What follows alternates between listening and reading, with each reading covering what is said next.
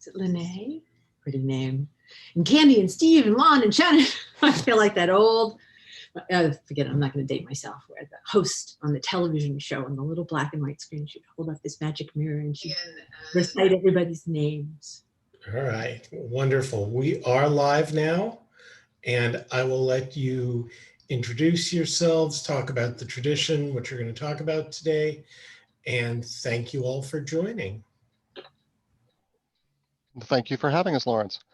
Ladies and gentlemen, my name is Chris Fielding. I am Phyllis Curat's secretarial assistant, and it is my honor to introduce Phyllis for this workshop on pagan resistance.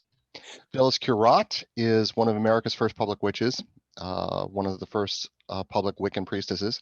She's an activist attorney for the rights of witches and the author of 4 international best-selling books, which have helped witchcraft become the fastest growing spirituality in America. She's named one of the 10 Gutsiest Women of the Year by Jane Magazine. She was inducted into the Martin Luther King Jr. Collegiate Hall of Fame. New York Magazine declared Curat's teaching the culture's next big idea, and her Awaken the Witch Within online course and YouTube series Wicca have more than 2 million views. She is Vice Chair Emerita of the 2015 Parliament of World Religions, the creator of the historic inaugural Women's Assembly, and founder of the Temple of Ara, the world's oldest shamanic Wiccan congregation. The Witch's Wisdom Tarot with artist Danielle Barlow will be published by Hay House October 27th of this year. And she is here to talk to you today about pagan resistance. Phyllis, my pleasure to introduce you. Thank you very much, Chris. And thank you, Lawrence, and all of you for being here and Pagan Pride in Puget Sound. First, I just want to extend great love and energy and have given some thought to tinkering with this talk a little bit, given the cataclysm that you're all enmeshed in right now. I was saying earlier that on the West Coast, it's fire, on the East Coast and now the South Coast, it's flood. But it actually, what you're grappling with, what we're all grappling with this consequence of global warming, this consequence of thousands of years of misguided human conduct, this calamity that is before us now reflects an age-old spiritual crisis, as does tyranny itself. And so I want to talk a little less about what tyranny looks like and how it has come about, and a little more about the sources of inspiration and sustenance and strength for all of us in contending with the changes that are upon us in this age that some would call the fulfillment of indigenous prophecies. And I want to keep it a little bit shorter than I might have otherwise. I want to really focus on spiritual power, and particularly the power of the sacred in an indigenous and a Euro-indigenous revival, which is a term I've used for many, many years to talk about witchcraft and Wicca and the many traditions that have created what is now the fastest growing spirituality in America. I mean, specifically, actually, it's witchcraft, but paganism in its many flourishing forms is a part of that. It's a larger frame. And spiritual power has always played a pivotal role in the great social transformations of America, from the fight to create democracy, which arose very much out of the profound spiritual inspiration that made up Masonry at the time. To the spiritualists and the progressive Protestant movement in America, and the transcendentalist movement in the 1800s in early America that contributed so much to fighting to end slavery and racial injustice, and for women's suffrage, for women's equality and the right to vote. It played a very important role in the rights of labor at the turn of the last century and in the 1930s.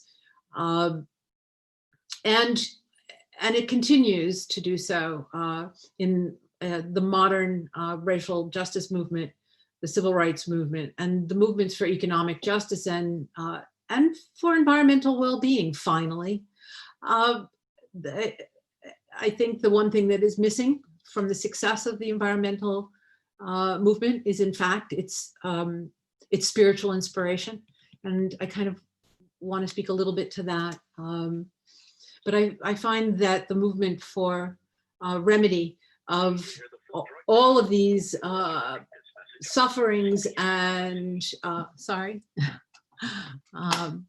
that we have brought upon ourselves and upon the earth are indeed a reflection of this spiritual crisis. So all of these social justice, economic, and environmental crises are a reflection of that spiritual crisis. And authoritarianism, in particular, as it tightens its grip, is probably one of the most pernicious consequences of this blindness that we have been living with, this blindfold that has been tied around our eyes by history, by habit, by enculturation.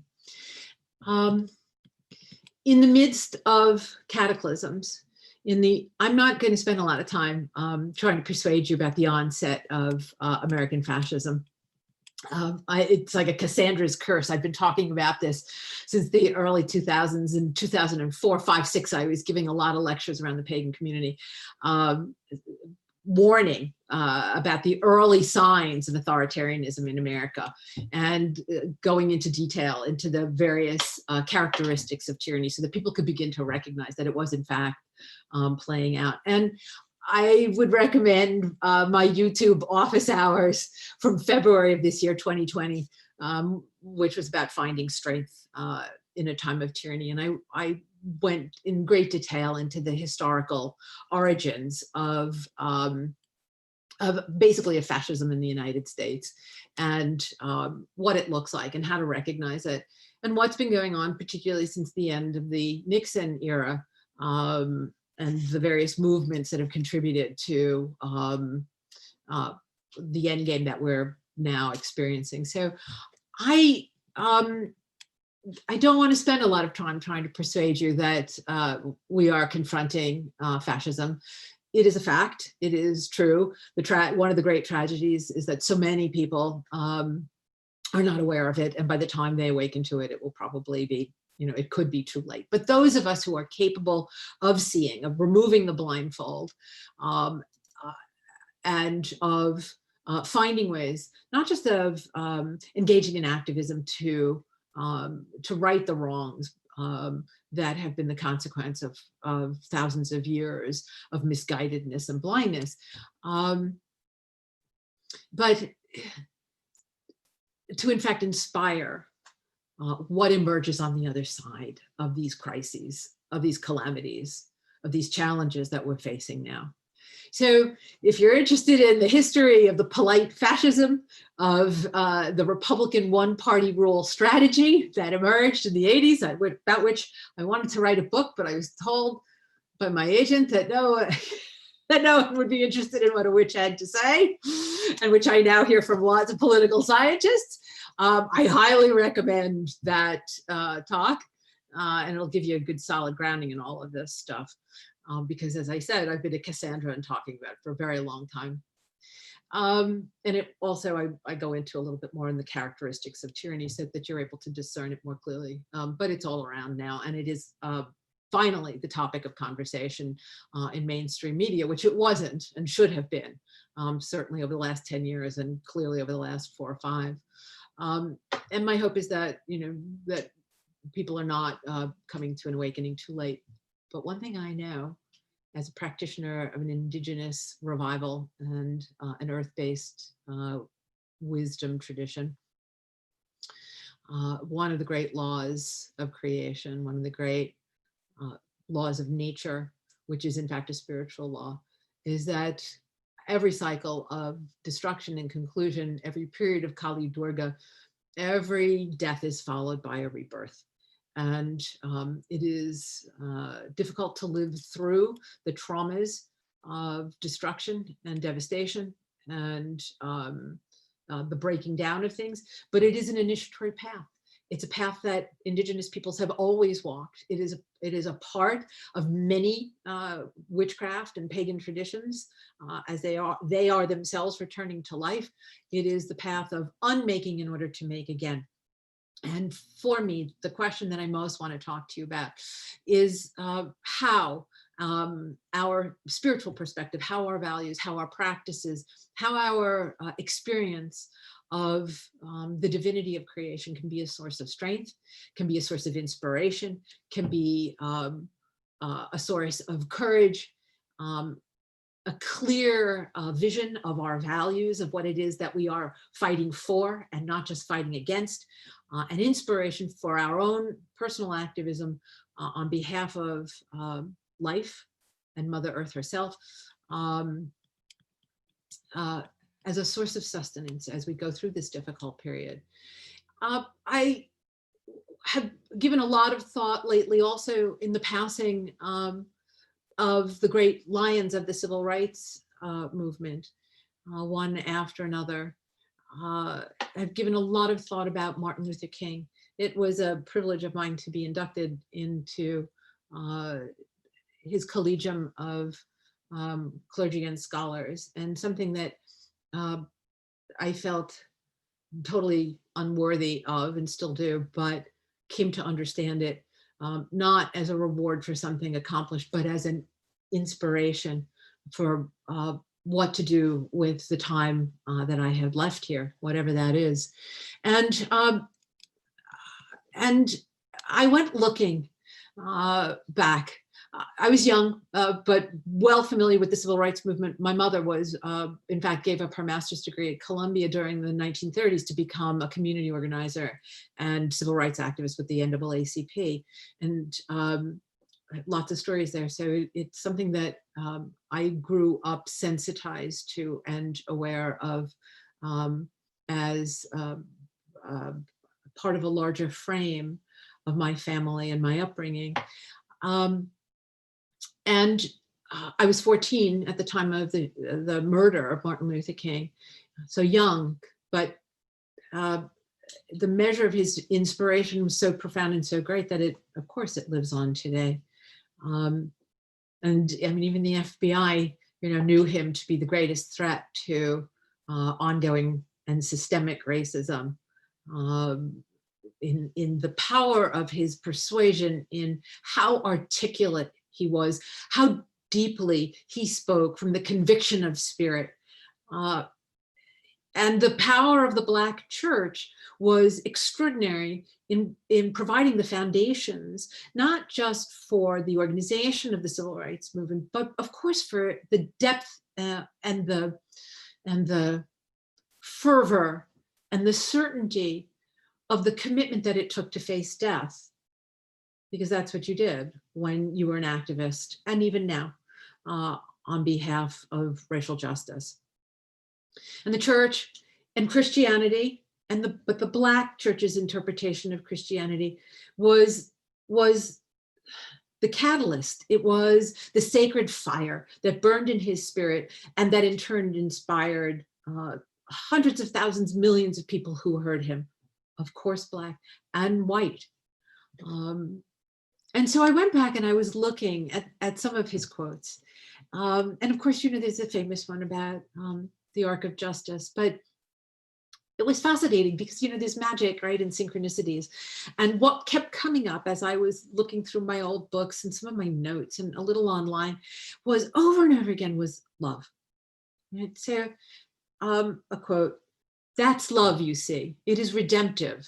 And this is why Jesus says love. There's something about love that builds up and is creative. There is something about hate that tears down and is destructive. So love your enemies." He goes on. "Now there is a final reason. I think that Jesus says, love your enemies. It is this, that love has within it a redemptive power. And there is a power there that eventually transforms individuals." He went on. From a different talk, "I want to tell you this evening that it is not enough for us to talk about love. Love is one of the pivotal points of the Christian faith. There is another side called justice, and justice is really love in calculation. Justice is love correcting that which revolts against love. And this was the last quote that I pulled that I felt I needed to share with you today. Perhaps a new spirit is rising among us. If it is, let us trace its movement and pray that our own inner being may be sensitive to its guidance. For we are deeply in need of a new way beyond the darkness that seems so close around us. So, new religions come about when the old ones no longer serve. There is wisdom, there is grace, and there is power in the faith that inspired Martin Luther King, in the faith that guided the civil disobedience and the peaceful protest, the nonviolent protest, the underlying philosophy of the civil rights movement in the 60s, inspired in turn by Gandhi, Hindu, polytheist, more in common with us, in fact, than an Abrahamic tradition.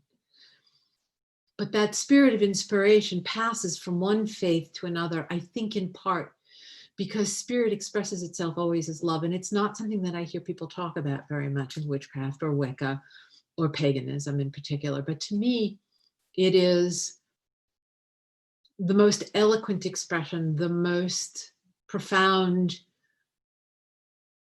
and palpable energy of the divine, in fact, embodied by creation. And for those of us who practice indigenous traditions, indigenous revivals, pagan traditions, witchcraft, Wicca, by whatever name you call it, if we cannot be sensitive to this new spirit that he was talking about, and in fact, he wrote about, he has some interesting articles that move beyond the strictly Abrahamic frame that I think would surprise some of all of you, or not. But if we, as practitioners of an earth-based spirituality, cannot be sensitive to this new spirit rising among us, who can be? New religions arise when the old ones no longer work, when they fail to answer our questions or inspire our spirits. And in part, the young movement of the civil rights movement, right? The Burn Baby Burn movement, which knocked much of the progress of the civil rights movement that had preceded it off the rails. I think, I mean, this is a larger conversation, but you know, there could be a very interesting conversation about the movement away of young people and a young generation away from the church and away from the Black churches, which were so extraordinarily inspirational and essential to the survival of the soul of Black culture. And I can't speak to the meaning of the Black church, to the Black civil rights movement now, except what I see with Reverend Barber and the Poor People's Movement and the incredible vitality and wisdom and compassion and determination and courage that pours forth from them. But we have to find what inspires us as practitioners of our faith tradition. When we're confronting tyranny, when we're confronting racial injustice, sexual injustice, environmental cataclysm, when we're facing tyranny, when we're facing the rise of fascism within our own community and culture, we have to find our own sources of inspiration. And interestingly for me, about 15 years ago, in the midst of giving these talks, I also kind of left the movement for a while and went off to spend time with the earth, with Mother Earth. And I went on a profound journey and came back with my spirituality deepened, widened, and intensely present. For years, much of the work was, for me, was about being able to enter realms of spirit and to see the sacred in realms of spirit and to work with spirits of place, spirits of nature, guardian spirits, power animals. It was an extraordinary thing to discover realms of being beyond the ones that we lived in every day, the ones that seem so chaotic and so destructive and so politically and racially and culturally and sexually insensitive and economically insensitive. And it was redemptive to be able to gain access to a realm of wisdom and beauty and peace and balance and compassion and generosity and healing. And as I grew older, and as I left this world for a time, the blessing that I was given, I think now, is the greatest gift, not just the capacity to enter realms of spirit, whether it's through journeying and shamanic techniques that alter consciousness, whether it's through drawing down the moon or casting circle or keeping the Sabbats or doing lunar rites, however you do it, in whatever traditions you are revitalizing and rediscovering and rebirthing. The greatest gift for me was the gift of sight, the ability to return to this world and to see it as sacred, to see that the energy of spirit is embodied, that there is no distinction, in fact, energy and embodiment. They are two aspects of the same oneness, that spirit and world, that energy and earth, that the divine and the manifest are one. And for me, that is where magic comes from. And the nature of that energy, when I'm in contact with it and when I am aware of it in the world in which I live, the natural world in which I live, I experience it always as love. The spirits that I've worked with that have guided me and taught me are teachers of love and infinite compassion and wisdom. And for me, ultimately, in using my vocabulary, love is the greatest magic. It is the energy manifesting as the divine energy, manifesting as creation. We talk about, I was raised with the idea of magic as the art of changing consciousness at will. But it doesn't stop there, right? It is not only about the mind. And what is the point of consciousness if it is not about the apprehension of what is sacred, which is love? When our hearts open to the divine, it flows through us and into the world. When we open our hearts to the world flows into us and we send that energy to the divine. It is a constant reciprocal motion. The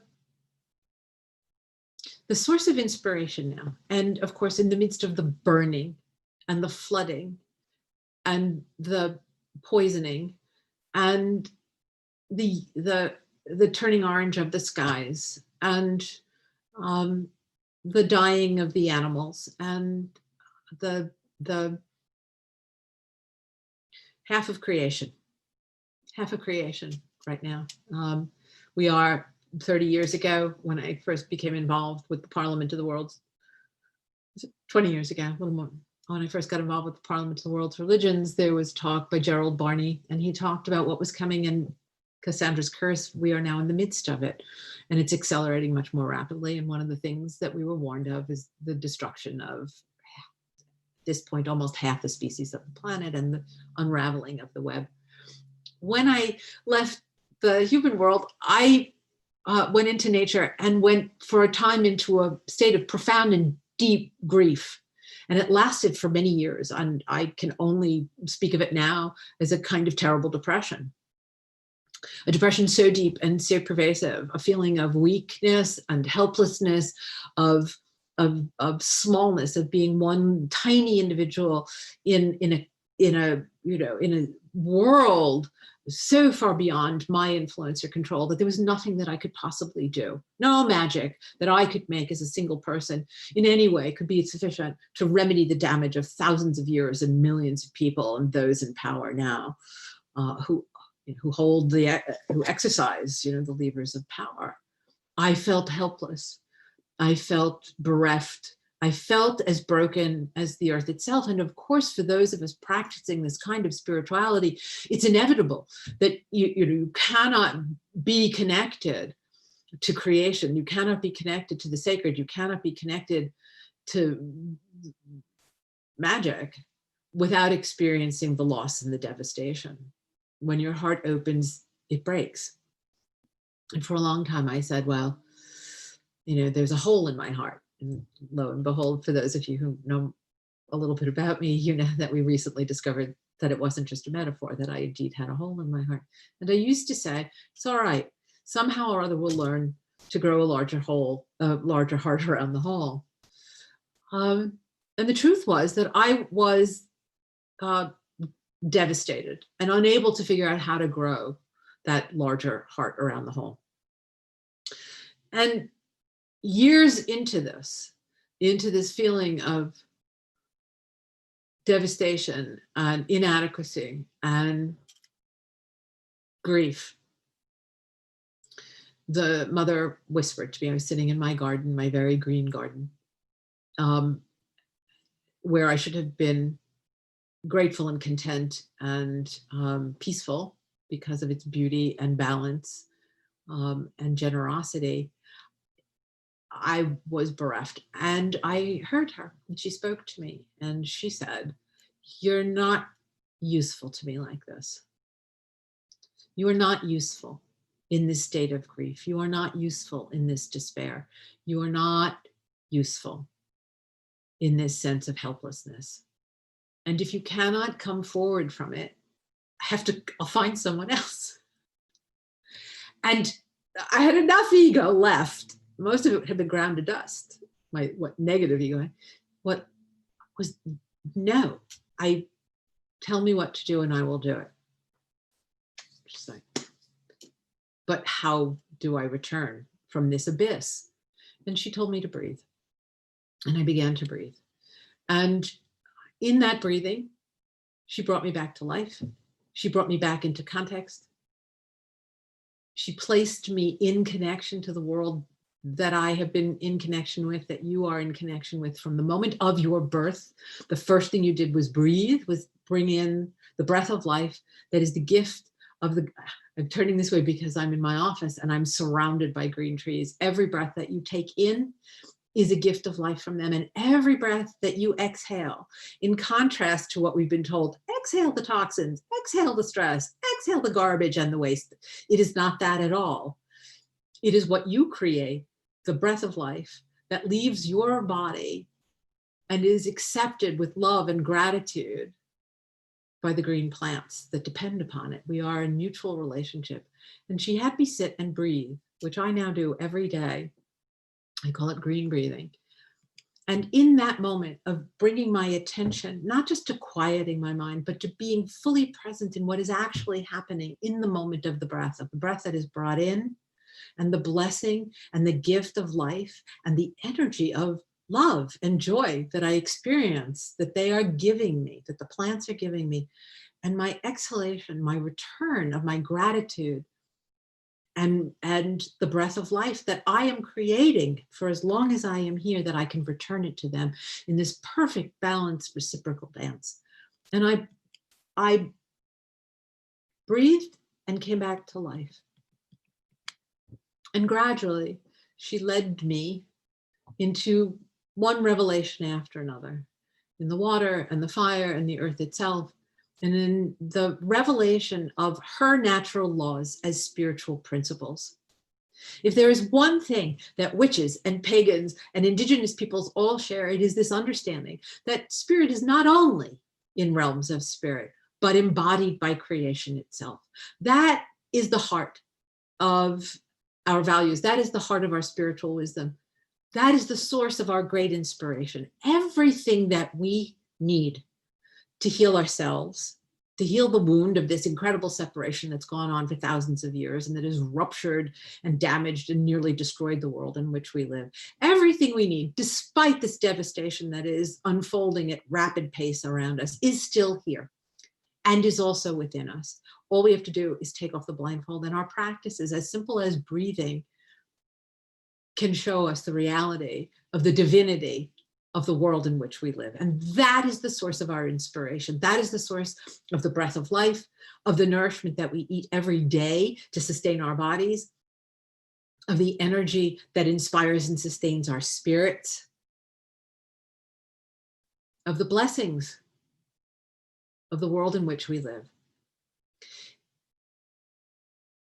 all of my work now is about that source of wisdom, that source of love, that compassionate, generous, reciprocal wisdom, that living divinity in which we are constantly participating with every breath that we take. The divine is as close as the next breath that we take.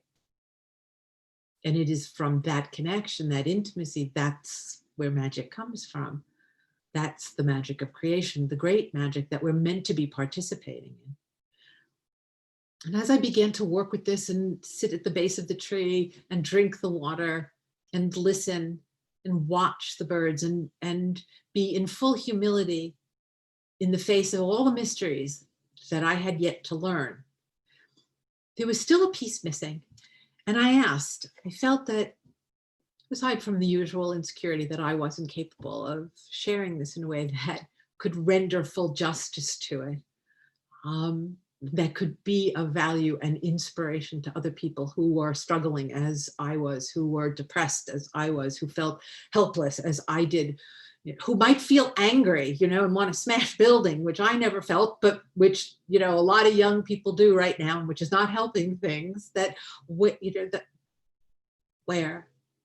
how to shape, how to express, how to give form. The magic started to happen because I offered myself, because I heard the call. She said, "You are not useful." And I said, "Make me useful." There are quotes from Martin Luther King about being made useful. He framed it in the context of his religious orientation, but it is common to everyone of spirit and faith. And the most gorgeous thing of all, I think, about our spiritual path is its universality.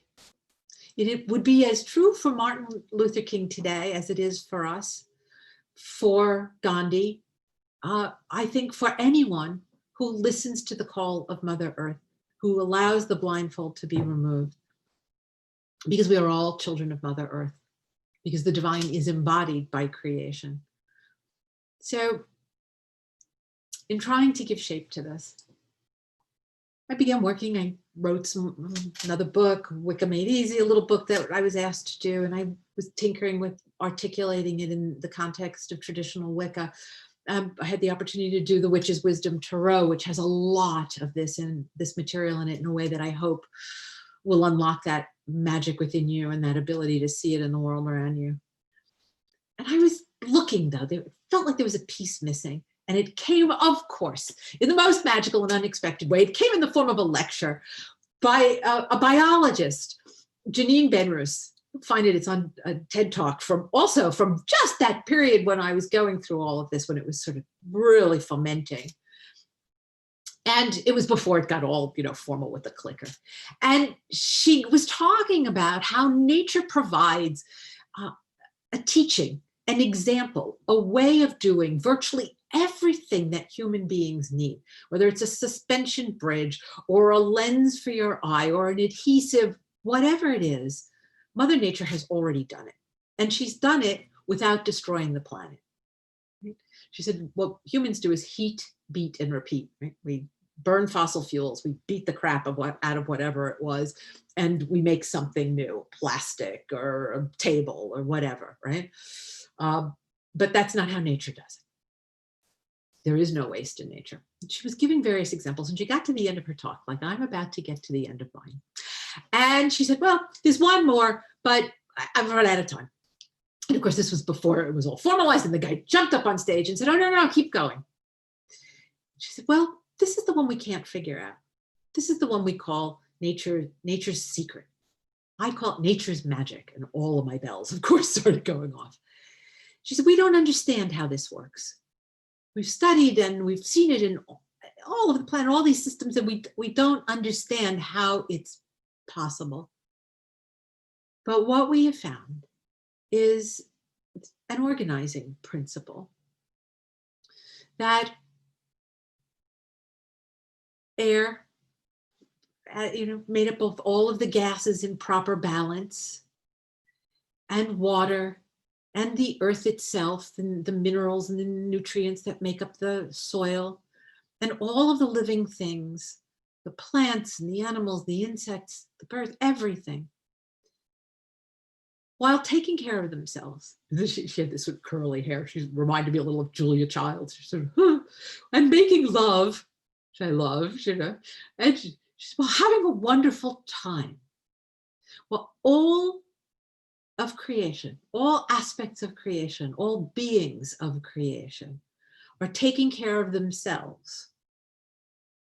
They're simultaneously making the world in which they live more conducive. That was her phrase, more conducive, a biologist term, more conducive for all life. And from that moment on, my life changed. My spirituality took on the fullness of its measure.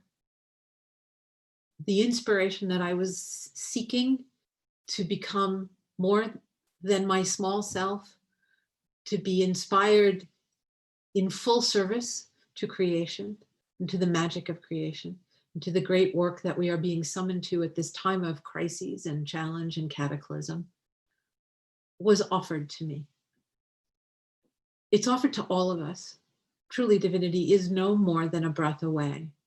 And everything that we need is already a part of who we are, because we are a part of creation. The laws of nature are spiritual principles. And in that one principle, all else resides. There are ways in which interdependence and balance and reciprocity, and there being no waste and one thing becoming another in the mother. But that ultimate principle, that first principle, that all things in taking care of themselves, there is no demand, nor do I demand aught in sacrifice. For behold, my love is poured out upon the earth, for all living things. Okay? That the world is made better for all life, that there is no contradiction between our well-being and the well-being of creation. And that is the source of the world that comes next. It was the world before we went blind. It is the world that we will see when the blindfold comes off and we heal. And it is the world that we have a responsibility to participate in rebirthing.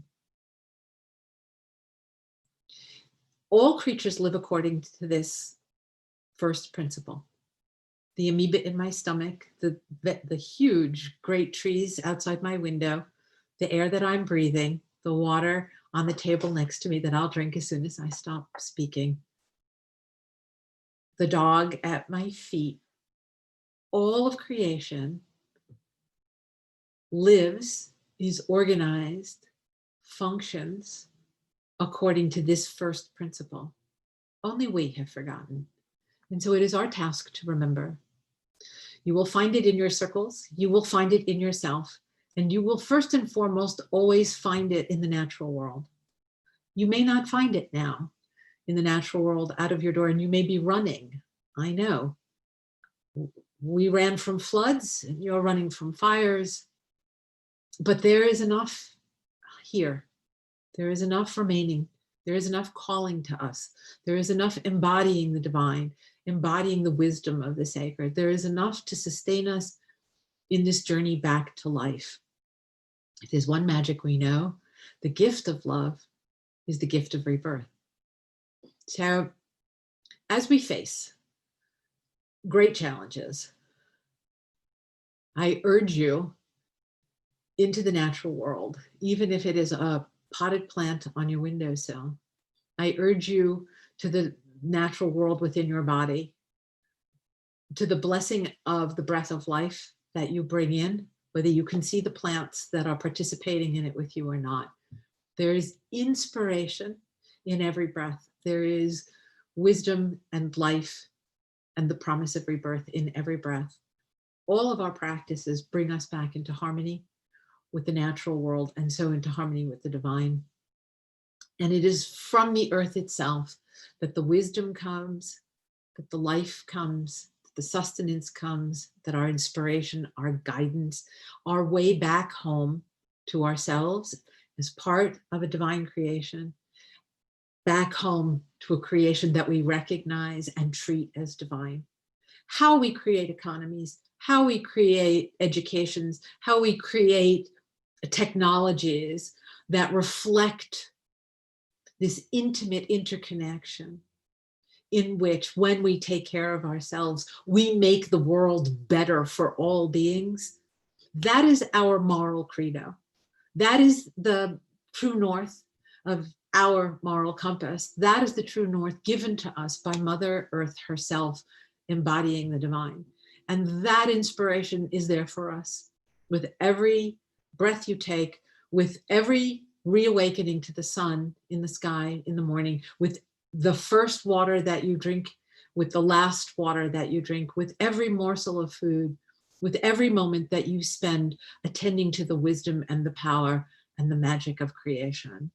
And nothing is more profound, and nothing provides greater proof of the future that we are capable and meant to create together. Tyranny is a small thing in the face of that. Whatever the small things are that we must confront, whatever the great things are that we will confront, everything we need is already within us and all around us. So I thank you for joining me. And I urge you to breathe, to ground, to make offerings, and to act in accord. The true meaning of act in accord is this discovery that when we take care of ourselves, we make the world in which we live better for all of creation. If we do so, we will prevail. We will embody this new spirit that is rising, and we will give it form and shape in the world. It is a law of Mother Earth that every death, every act of destruction is followed by rebirth. So, counseled by creation, let us midwife the world as it has always been and as it is meant to be. So I thank you all.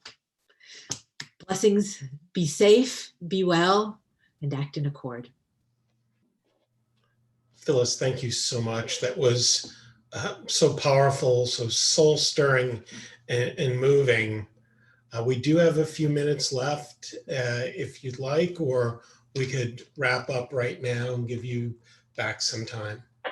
I think unless there is a question that anybody has, I'm happy to answer it. I know sometimes at the end of a talk like that, people are sort of sitting and contemplating, and that would be perfectly wonderful. And I'd be happy to answer a question and happy to send you all my love and my gratitude. So you tell me if there's a question there, I'm happy to answer it. If not, then I will send you all off to do the work of rebirthing, of embodying rebirth. All right. Thank you. Blessed be. Blessed be.